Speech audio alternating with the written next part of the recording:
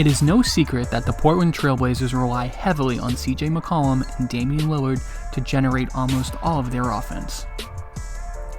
Last season, Lillard averaged over 25 points per game, and CJ wasn't too far behind, averaging 21 points per contest. As you can see, over the last 5 seasons, Lillard and McCollum scored or assisted on 55% of the team's points. While the Portland offense has been successful, you could really start to see CJ and Dame start to fade as the playoffs went along. Going into next year, they have some things that they can clean up on offense, but I think a big part of it is going to be utilizing a young player on their team who has the ability to play make, score, and bring their offense to the next level. That man is Zach Collins. You can see in these next 2 clips, CJ tries to do just a little bit too much and comes up short. Here we have Dame forcing the issue even though Collins is open at the 3-point line. At just 21 years of age and standing 7 foot tall, Collins has flashed the ability to do things that most 7-footers cannot do. Collins hasn't gotten many opportunities on offense despite being open, and that's partially on him. Let's do a deep dive on Collins' offense and defense. This is a Zach Collins breakdown.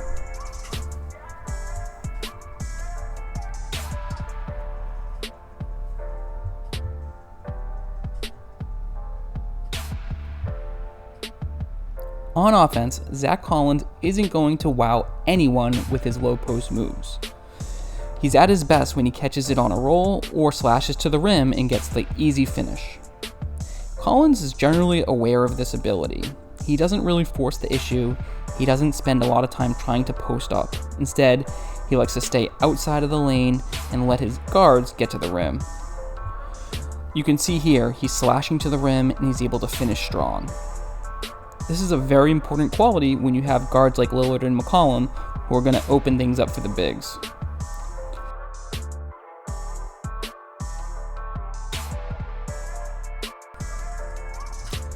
Where Collins has shown flashes of potential is catching the ball off of a double team in the foul line area. He traveled right there but got away with one.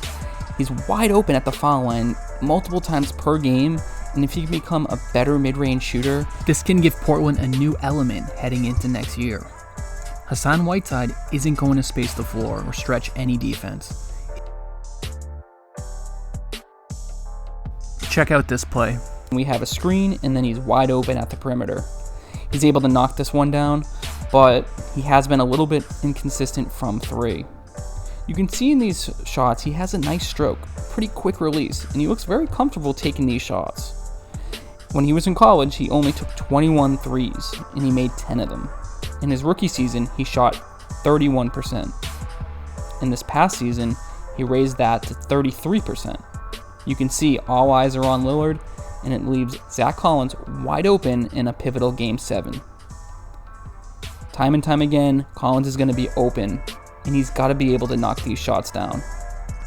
It is in Collins' best interest to lock himself in the gym this summer and improve that 3-point shot every single day.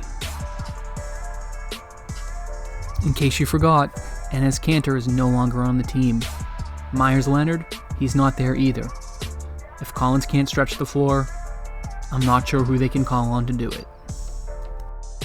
Here's a nice pass from Seth Curry, another player who's no longer on the roster next season. If they're relying on Rodney Hood and Anthony Simons to make major leaps forward, they're probably going to lose in the first or second round of the playoffs.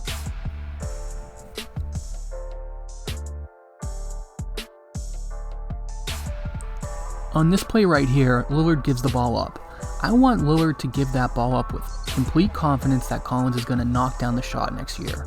Collins needs to earn the trust of his teammates to continue to get these passes on almost every double team. While reviewing Zach Collins' ability to pass the basketball, I was very impressed. As you can see, he hits the open cutter down the lane with a nice bounce pass. Here we have a dribble handoff, and when he gets the ball back, he instinctively finds the open man in the paint.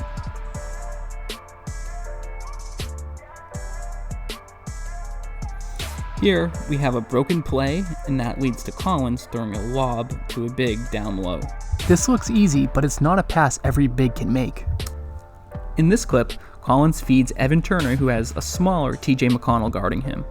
He's able to find and recognize this mismatch and then go back to it time and time again. This shows he's got a high basketball IQ and the ability to make the pass. These are little things, but they add up over the course of a game, and it tells me that Collins can be an excellent playmaker if given more opportunities. Here, he has the ball at the foul line, draws 2 defenders, and hits the open man for a dunk. Again, we're at the foul line, and a nice pass to Caleb Swanigan for a jam. If the Trailblazers want to level up in offense, it's going to have to be through Collins. This is their best opportunity. Plays like this, he needs to finish or find the open man. Coming off screens, him and the guard have to be on the same page. If they're not, it's going to be another year of CJ and Dame carrying the entire load.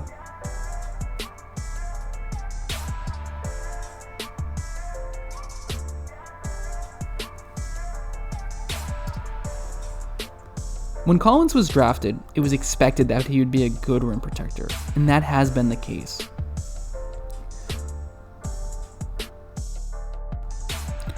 Collins was able to average a block a game this season in only about 17 and a half minutes of playing time per night. Here you can see he's able to come over and help Enes Kanter by getting the block on Nikola Jokic. Collins has the ability to get back in transition and challenge players at the rim.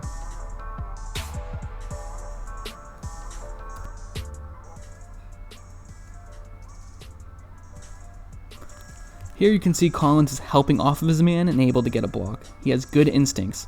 He is not afraid to leave his man because he knows he can recover, like in this play right here when he's sagging off of Jokic to get the block.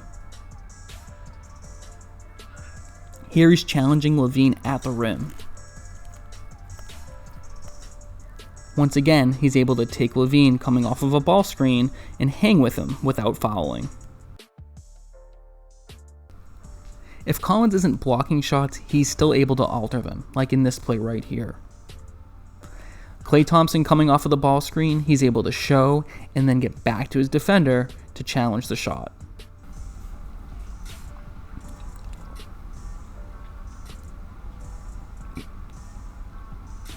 Here we have Jamal Murray, and he's going to drive to the lane, and of course, Collins knows exactly where to be to get that block. Here we have him sliding with Paul Millsap. And again, he's able to slide with a guard, and his lateral quickness is excellent for a 7-footer. Zach has an excellent motor and doesn't give up on plays. Here he goes straight up, and then sticks with it and gets another block at the end of the play. Here we have Jamal Murray coming off of the screen, and Collins is able to slide and recover and prevent Plumlee from laying it in.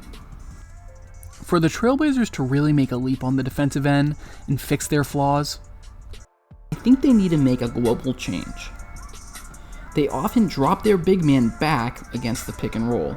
As you can see, this is the first play of the game against the Warriors, and coming off of the screen, you have Enes Kanter sitting in the paint. Curry missed this one, but when I saw this, I thought it was a terrible strategy, and it ended up proving to be an awful strategy as Steph Curry went on to hit several threes, and the perimeter players lit up Portland in Game 1. When questioned about this strategy post-game, Coach Stotts got defensive, and he did eventually switch this strategy in Game 2 and beyond. However, big picture, the issue here is that they don't trust any of their big men to switch onto guards, and that's why they employ this strategy. I would like to see Coach Stotts change this up next year. I know Hassan Whiteside is going to be in the game at times, but when Zach Collins is in, let him switch onto the guards. The evidence shows that he can do it. He has the lateral quickness to slide with smaller players. Coach Stotts, watch these next few plays. Here we can see him sliding with Zach LaVine and then challenging at the rim. The change of direction does not fool Collins because he's athletic enough to recover.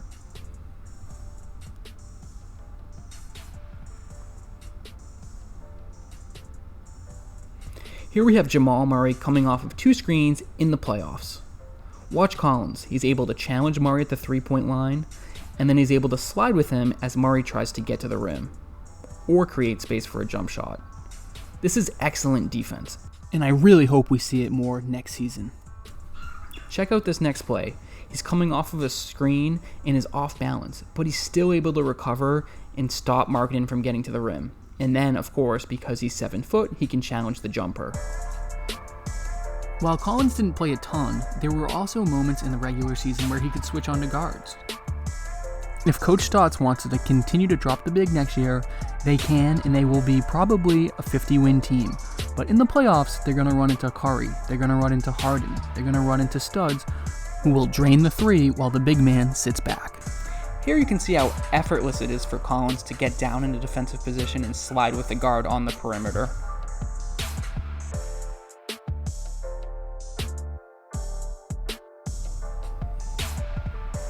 Here we have a handoff and sliding with Murray and recovering back to Jokic. Then on the back door, he's still able to be in the right spot. These are good instincts. Here's a closeout on Bobby Portis at the 3-point line. He doesn't have to go out slow because he has the ability to slide with these players on the drive. Here's Paul Millsap. He's going to go right at Collins, and Collins is able to bury him in the baseline. Then he gets back out to Millsap on the perimeter and slides with him in the paint for a tough contested 2. Watch him on this one. He fights with Millsap down low because he has an excellent motor and good effort, and he forces Millsap to catch it a little bit further away from the hoop than he would have liked. Then he has the strength and size to challenge Millsap.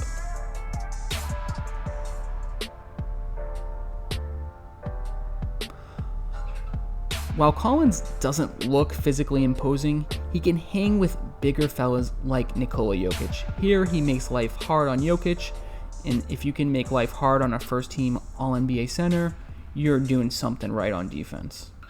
Lastly, Collins isn't afraid to sacrifice his body. He will step in and take charges against any opponent. If Coach Stotts can begin to trust Zach Collins to switch on to perimeter players and guards, they will have a better shot at making a run at the NBA Finals. On offense, if Collins improves as a 3-point shooter, it will open up his playmaking ability and give Portland another man to run the offense through. Portland, I hope you learned a lesson from the B-Ball Film Room.